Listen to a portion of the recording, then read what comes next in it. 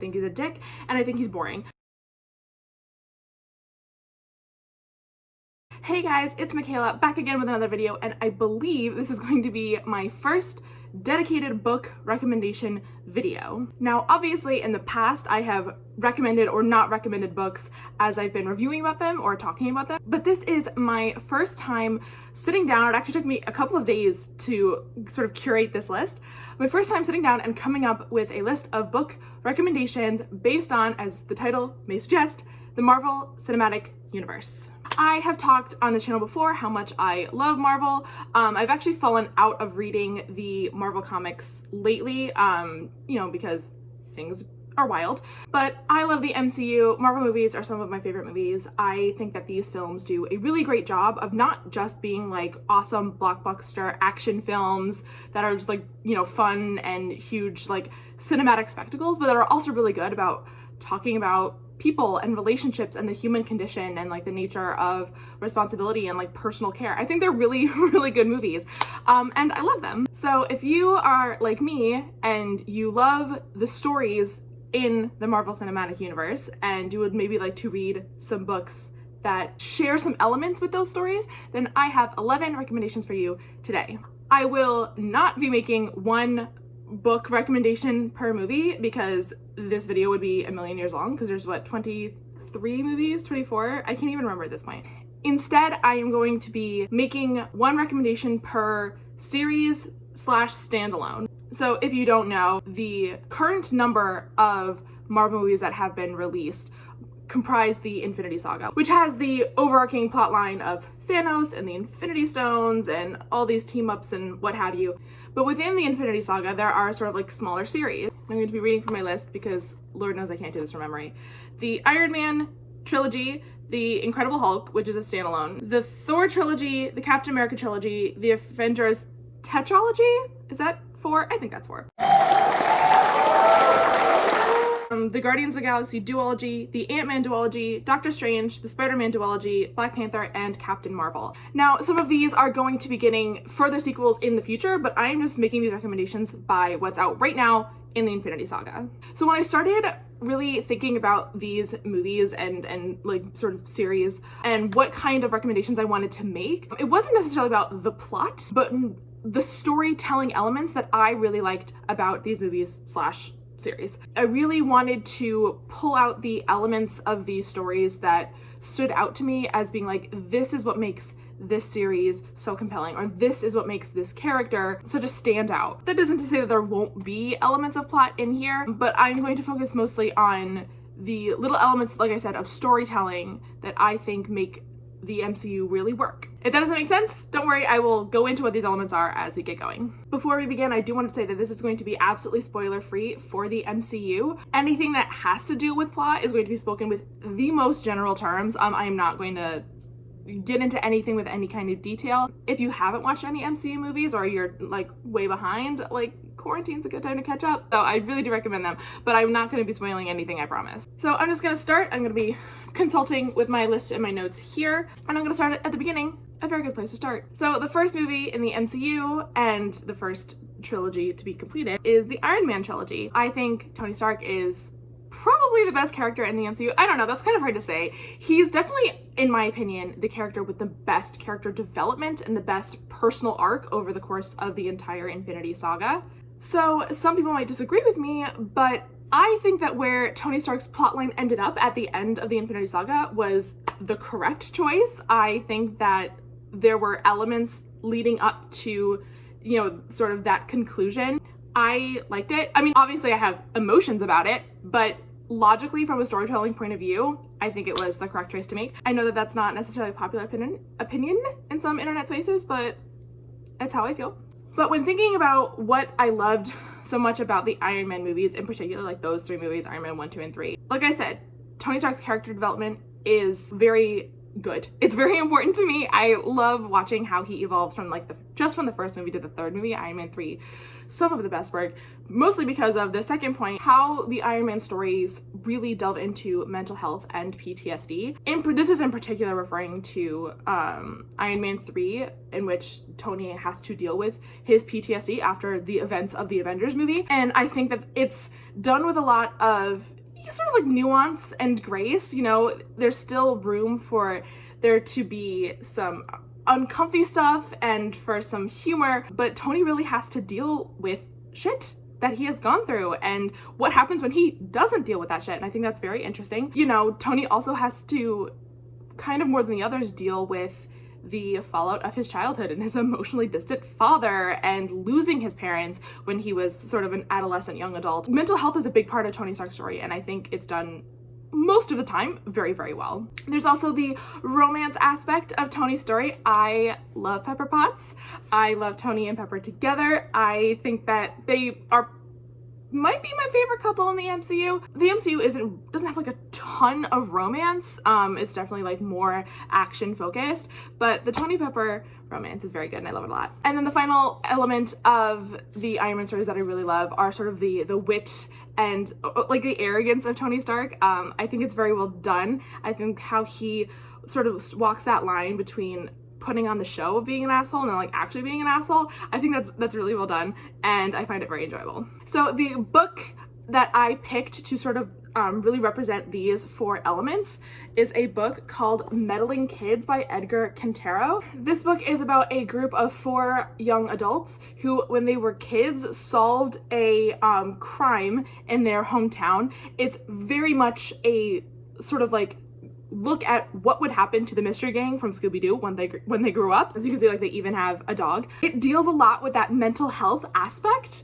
Like these kids are traumatized because of what happened to them. Like even when they were kids, like they were sort of like riding high, they became like hometown heroes and they like made a name for themselves. But now that they're older, like I think one of them has like an alcohol problem, one of them killed himself, one of them is living in a mental institution. So like they are going through it, but they come together to solve another mystery now that they are older. It's a very funny book, so bringing in that sort of like witty aspect that I was talking about. I can't explicitly remember romance. I read this book in 2018, or no, sorry, at the very, very, very beginning of 2019. In fact, I think it was the first book I read in 2019, so it's been about a year and a half, and I don't remember a lot of salient details, but in my head there's a romance aspect. I don't remember it. I could be wrong, but I feel like there is some kind of romance. I shelved it as LGBTQ, so there's at least a queer element to it. And then of course that character development is very much there because we get to see how these people have changed from their childhoods to their young adulthoods, and then how they change even further over the course of the story. So I think this really embodies a lot of the spirit of the Iron Man movies, so I would highly recommend it if you like those films. The next Marvel movie is The Incredible Hulk, which many people probably skipped.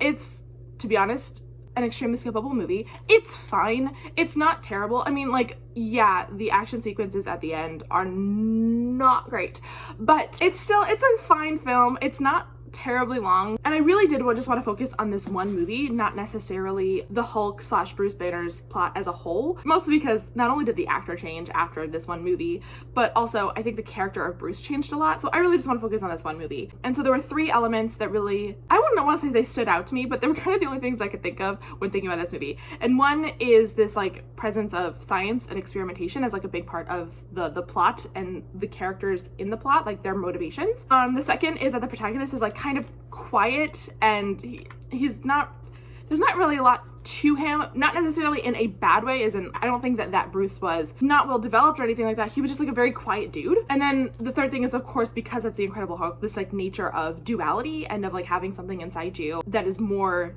monstrous or darker or scarier than what you may necessarily portray to the world. So keeping those 3 things in mind, I am recommending Deep Light by Frances Hardinge. I have talked about this book like 3 times on the channel and have still not looked up how to pronounce this last name.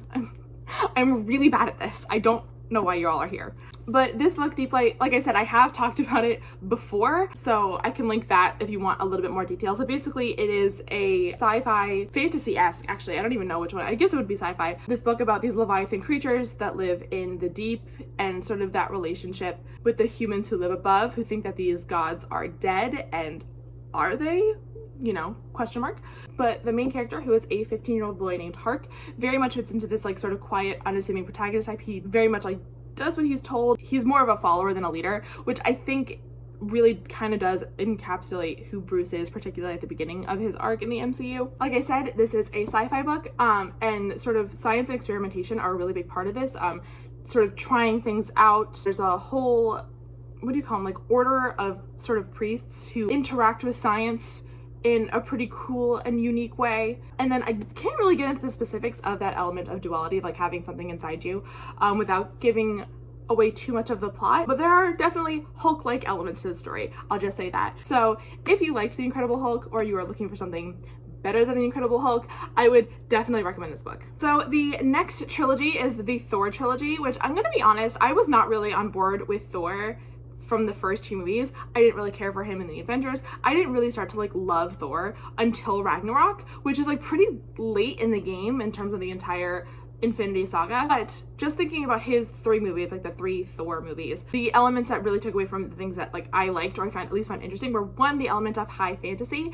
Even though, you know, Asgard in the MCU is very much still part of our universe and like has its own system of science and, you know, physics, it's still high fantasy when it's placed in the context of like Earth.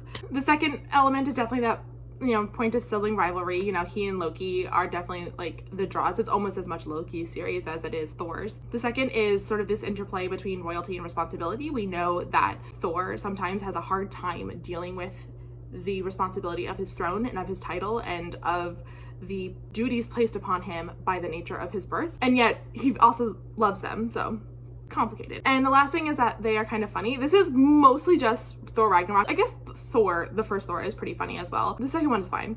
It's okay. It's like one of my least favorite MCU movies. But Thor Ragnarok is probably the funniest movie in the MCU. So the books I am recommending to be paired, I guess, with the Thor trilogy are the Crown of Feathers series by Nikki Papreto. That is Crown of Feathers, the first one, and Heart of Flames, the second one. I'm not going to be talking about the second one at all because I haven't read it yet. It's been on my TBR shelf for, I mean, since it came out. I pre-ordered it like the day before it came out, so I've had it since February, and I haven't read it yet because I'm bad at my job. But I can at least talk about this one, which I did very much enjoy. One of the big reasons I haven't read Heart of Flames is because I need to reread or at least refresh myself with the plot of Crown of Feathers, because it's been, again, about a year and a half since I've read it, so I don't remember a lot of the salient details. But it definitely has that sibling rivalry element. I remember that much. The main character, Veronica, has a very fraught and tense and difficult relationship with her sister, Val, who is like very controlling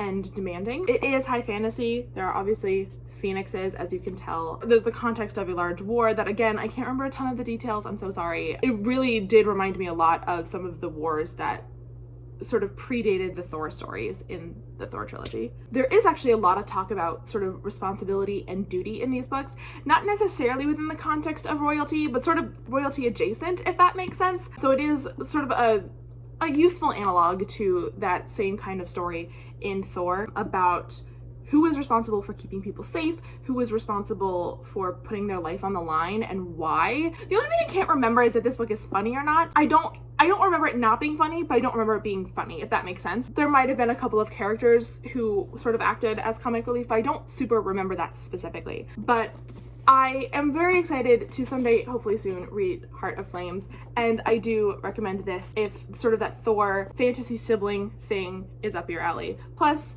it's sisters, so it's gonna be better than brothers, because hello. Up next, we have the Captain America trilogy. I think that the Captain America stories are super interesting. I love Steve Rogers. What a golden retriever. I adore him. I adore his story. I don't agree with like 100% of the things that happened along the way, but again, controversial opinion, I like where Steve's plotline ended up at the end of Endgame. I know that's not a popular opinion, but I think that was also correct. I think that the stepping stones to get us to that point were very much laid out ahead of time, and the people who say otherwise, I don't know what to tell you. I think you're wrong. There are 4 elements of the Captain America trilogy that really stood out to me. And the first is the presence of war. War is very much a part of not only Steve Rogers' story, but of who he is. He was literally built by war. His entire body, and the fact that he could survive crashing into ice for 75 years is because of the super soldier serum that was put into him to make him a war machine. Not war machine, but a war machine. There is this element of time jump. Obviously, Captain America 1 takes place in 1944 or 45 or both possibly. But then by the end of the movie, he's in 2011 and he spends out the rest of his time in the 2000s. So he is effectively like a man out of time. And so like having this element of looking back, looking forward, the gap in between, that is a big part of his story. There is again romance. I love Peggy Carter and I love Steve and Peggy. I know some people ship Steve and Bucky and that's fine. We're all entitled to our opinions. I love Peggy Carter so much, and their extremely slow burn romance is very good. And the last element of the story, kind of going back to the war piece, is this element of image versus reality, how things are presented and then what they are actually like in practice. So for example, you know, Steve Rogers was built to be the first of an army of super soldiers who could like defeat the Germans, and because they ended up losing the super soldier serum, he ends up just becoming a tool of propaganda. You know, I think of the conversation between Steve and Fury. Why did I say his name like that? Like he's like Guy Fieri. I think about the conversation between Steve and Fury in Cap 2, where Fury shows Steve like the sort of armada of like ships or whatever, I don't remember, in that underground shield bunker place, and you know, Fury says something along the lines of like, oh, this is the future of war or the future of democracy or whatever, and Steve says, no, this is fear. You know, having that what we tell ourselves versus what it actually is. My recommendation, therefore, to go along with Captain America is Lovely War by Julie Berry. This is another book I've talked about before. In fact, it was one of my top books of 2019. I believe it was number 3, and I will link that video above. But this is a book set in both World War I and World War II, so we have that element of time jump and that element of war, knocking 2 right off the bat. During World War II, Aphrodite, the Greek goddess of love, gets caught having an affair with Apollo, the Greek god of war, by her husband Hephaestus. And to sort of like talk their way out of trouble, the two of them tell stories about 2 pairs of couples, I should have just said 2 couples, about 2 couples in World War I, and sort of like how the war and other socio-political factors affected their romance and their connections with each other. So this is very much a romance book, so again, checking out that romance. But the big thing to me that really stood out was a lot of the importance of the stories that Aphrodite and Apollo tell about these people from the past. They're important because the romances are just so much more complicated than, oh, the man's out fighting and the woman's back home worrying. There's also, you know, topics about like race and religion and you sort of the responsibility of being in war and what that means you can and cannot do. I don't really want to get into a ton of spoilers for it, but I will just say that like sort of that, again, that image versus reality thing is very much here. I'll just say, like, for example, one of the 4 lovers whose story is being told is a black man fighting for the American side, and there's this image of bravery and of, you know, going out and fighting, you know, Hitler and his army, and meanwhile he's also being terrorized by his own fellow soldiers, his own fellow Americans, and how it's never just as easy as it seems on the surface. You know, lots of very complicated topics, complicated ideas presented with a lot of nuance, which is something that I like about the Captain America stories, so I highly recommend this. The next series is the Avengers series, so that's Avengers 1, Avengers 2, Age of Ultron, Avengers 3, Infinity War, and Avengers 4 Endgame. Because each of the 4 Avengers movies are like kind of really different from each other, it was hard to pull out more specific elements. So the elements I have are, you know, the group team up, having really big stakes. You know, the stakes of an Avengers movie are going to be bigger than the stakes of like an Iron Man movie because there's more people fighting, so there's more on the line. These 2 things kind of go together, but again, that's sort of like the weight of being a hero and what it means to be a hero, and then sort of this element of duty and responsibility that I've talked a bit about before. So my recommendation for the Avengers tetralogy is Six of Crows and Crooked Kingdom by Leigh Bardugo, which I will put somewhere on screen. It kind of feels like a cop-out recommendation because I feel like everybody has read these books. I had a very hard time coming up with a good series or even just one book that sort of aligns with the Avengers movies. It was just like very hard for me. Six of Crows and Cookie Kingdom is what I've got. I'm not going to describe this one in a ton of detail because like everyone's read these books by now, but if you haven't, just read them. They're very good. That's why everyone talks about them all the time. But basically it is a group of 6 people who come together for various reasons. They have to perform a heist, and then it gets sort of bigger from there and things sort of spiral in the second book. But the stakes do get bigger and bigger as they happen in the Avengers movies, and there is a lot of conversation about like what is right versus what is easy versus what maybe doing the right thing for the wrong reasons or the wrong thing for the right reasons. Similar conversations that are had in Avengers movies also get had in the Six of Crows series. So they're very good. You've probably heard people talk about them before. If you haven't read them yourself, just do yourself a favor and read them. They're very good. So next up we have the Guardians of the Galaxy duology. That's Guardians of the Galaxy Volume 1 and Guardians of the Galaxy Volume 2. I have to be really honest, I am not the world's biggest fan of Guardians of the Galaxy. I liked them, like those characters, much more in Infinity War and Endgame than I liked them in their own movies. Never been a huge like space cowboy fan. I mean, I liked Firefly. I don't know, space books, space movies, I don't hate them by any means, but they're just like not necessarily what I gravitate toward. I also don't like Chris Pratt. I don't like the relationship between him and Gamora. She's like obviously too good for him. I don't know what's happening there. There are a couple of elements of the Guardians movies that I do like. The first is I do love a good ragtag crew, similar to the Avengers, although the Avengers are sort of not necessarily ragtag. They're all kind of like good at their jobs. The Guardians definitely bring together that element of like a hodgepodge of different people who like should not be working together but have to by the nature of this situation. I of course love the music in these movies. I think that the musical cues in the Guardians movies are very well done. They really bring a character to these movies that none of the other ones really have, and I love it. And then finally, they are funny. I don't love all of the jokes. I don't think all of the jokes aged particularly well, but they are funny. I think they're even funnier, like I said, in Infinity War and Endgame when they sort of that world collides with the world of the heroes from Earth. I think that's when they're at their funniest, but you cannot deny that Rocket and Groot aren't like the funniest fucking characters. They're so great. And so I apologize that I'm talking about it yet again, but I am recommending the Carl's duology by Hank Green. That is an absolutely remarkable thing and a beautifully foolish endeavor.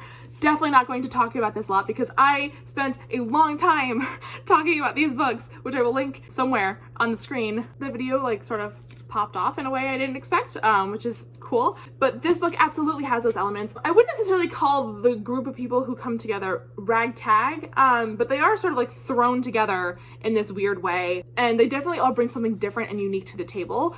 So there's at least has that element. Obviously, these are books, so they do not make sound, but music and musical cues are actually very, very important to the plot of these books in a way that's like really fun and really engaging. And finally, these books are absolutely fucking hilarious. They're so good. They're so funny. Hank has such a smart and snappy sense of humor, and that absolutely comes across in here. So I think that these embody a lot of the spirit of the Guardians movies really well. So next up, we've got the Ant-Man duology, which is Ant-Man and Ant-Man and the Wasp. Again, these aren't movies that I like super love. They're fine. They're a good time, but like if you were to ask me like, hey, do you want to sit down and watch an MCU movie? Like Ant-Man's not on the short list at all. But again, these movies are funny, which is an element that I really wanted to pull out in the book that I chose. The first movie in particular is like a classic heist film, and Ant-Man just loves a good heist. I mean, he was literally a thief. And I just really like how sort of scheming and plotting is done and carried out in these movies. I think that's really well done. And there's also this element of having a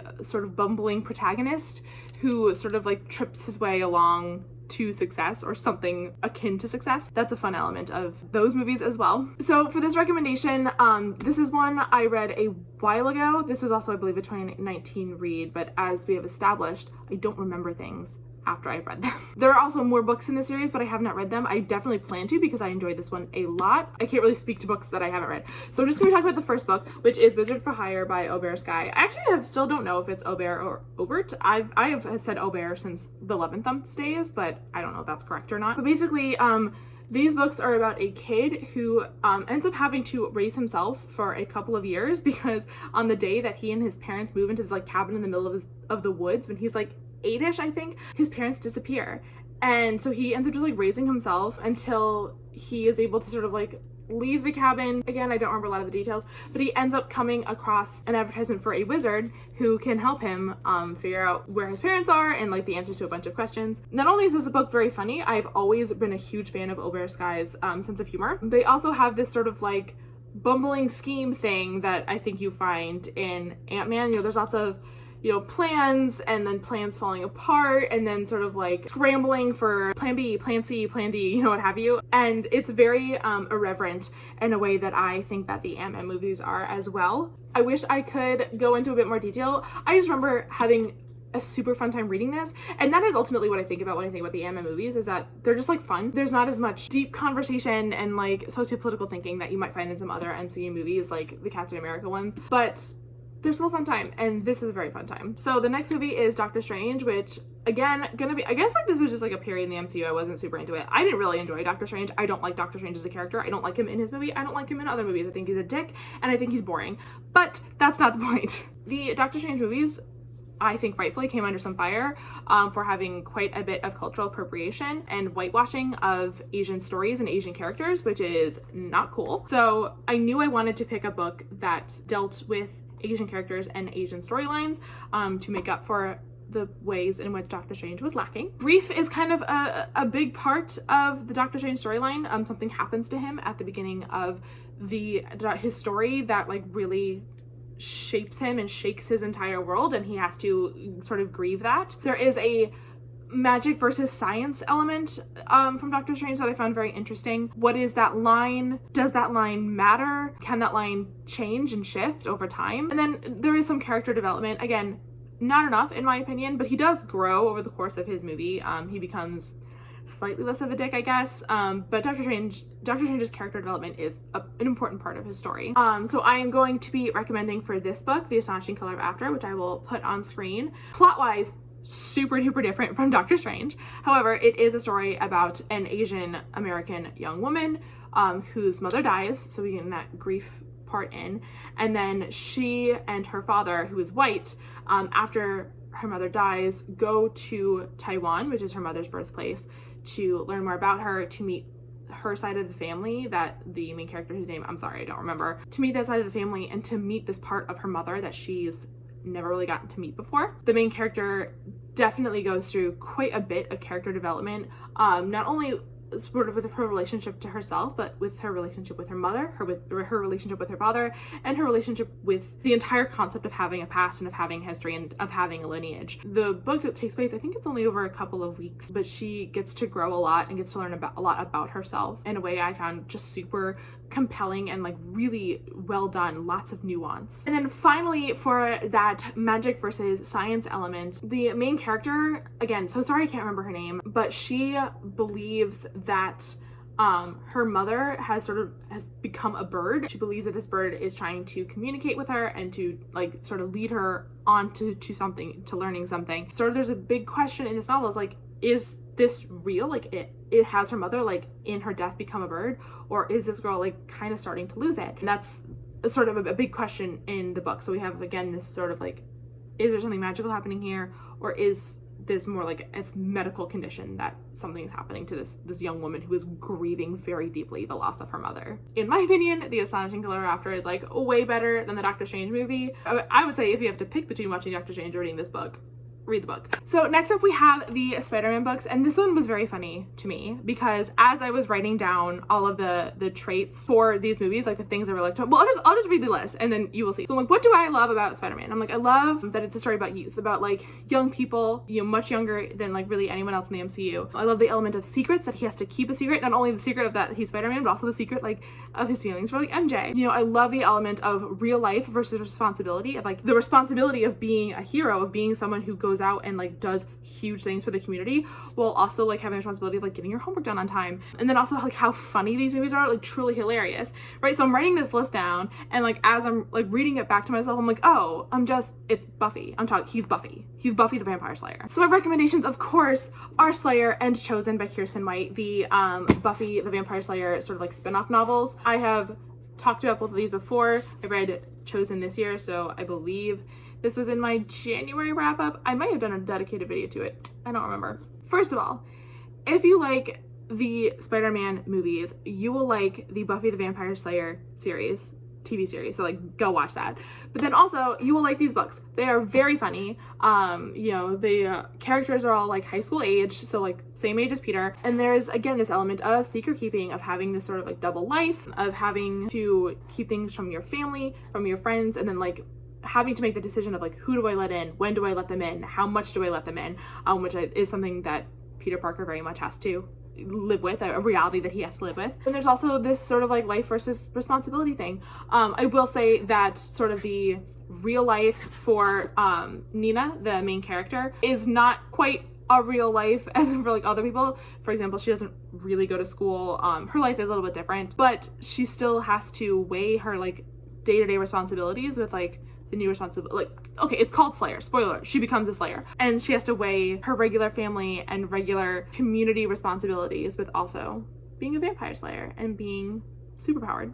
If you like Spider-Man, first watch Buffy and then read these books, and then also read the comics. Just, Buffy is great, everybody watch it. So next up we have Black Panther, probably one of the best movies in the MCU, just a fantastic cinematic tour de force. So when I was thinking about what I liked about Black Panther, I liked the fact that it was set basically entirely in Africa. We just, generally speaking, need more mainstream stories told on the African continent, told about the African continent. So I knew I wanted a story that takes place in Africa, or at least pulls from African culture, or, you know, some specific African cultures. Obviously, Africa is a massive continent and is comprised of many different cultures. You know, Wakanda is an incredibly advanced country, scientifically advanced, so I wanted this element of like, I guess advanced is not the word I'm looking for, but I don't know what other word I am looking for. I guess like a very well-established cultural system, and that could be in terms of like science and technology, but it could be in terms of like other things as well. I thought that Black Panther was just absolutely full of pride and joy and just like ecstasy of like being part of this place,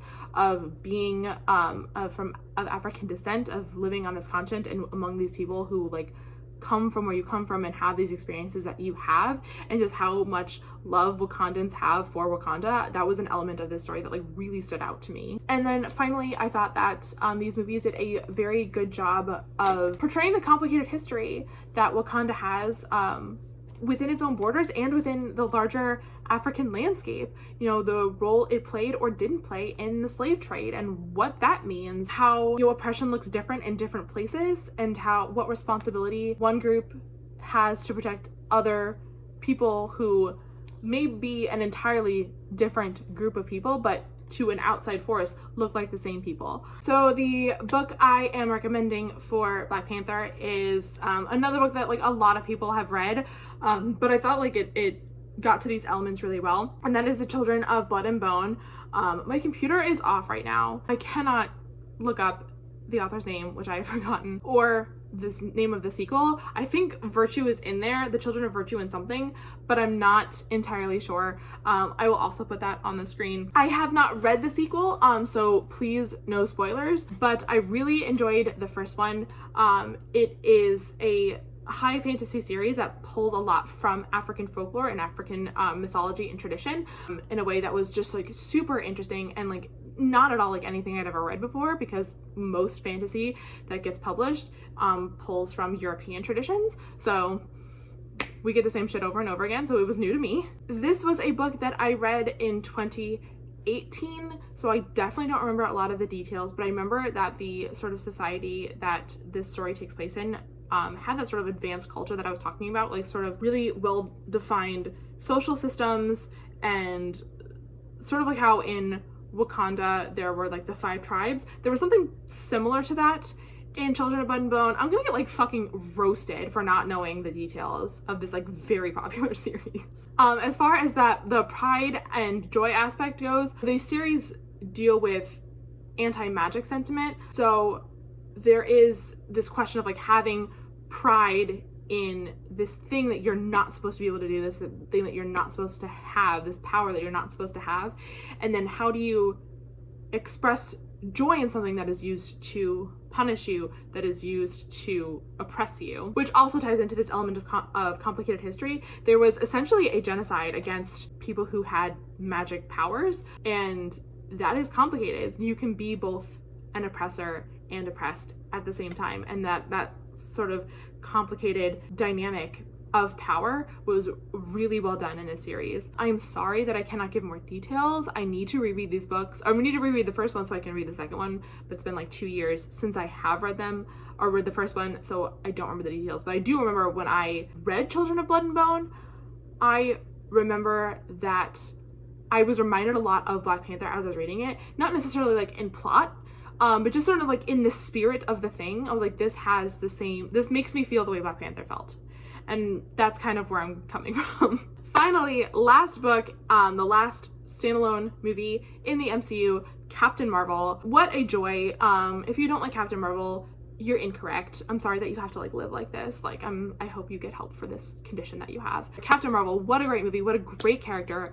I love Carol Danvers. Holy shit, that movie was so much fucking fun. There's a lot to love about this movie, but basically I boiled it down to 3 things. Girls kicking ass, the 90s, and being hella gay. So, on that note, I am recommending We Were Promised Spotlights by Lindsay Sproul. This is a book I have talked about in the past. This is a book set in the 90s about a high schooler named Taylor who is really trying to just figure herself out. Not only is she trying to figure out her sexuality, but she's also trying to just figure out like what she wants out of life, what she wants out of her future, what kind of relationship she wants with her mother. You know, lots of big questions that she's asking herself, and she's sort of just tripping through life trying to find those answers, which is particularly hard when everyone around her thinks that she's already got her life planned out for her, and it turns out, spoiler alert, she does not. But like the plot of this story is, again, not really in any way similar to the plot of the Captain Marvel movie, but this is another one where like in spirit, it made me think of Captain Marvel a lot. So we've just got like lots of strong women, takes place in the 90s, and like really fucking gay. So recommend. So those were 11 books or series that I recommend based on the standalone movies slash series in the Infinity Saga of the MCU. That was a lot. Let me know in the comments below if you would have made a different recommendation.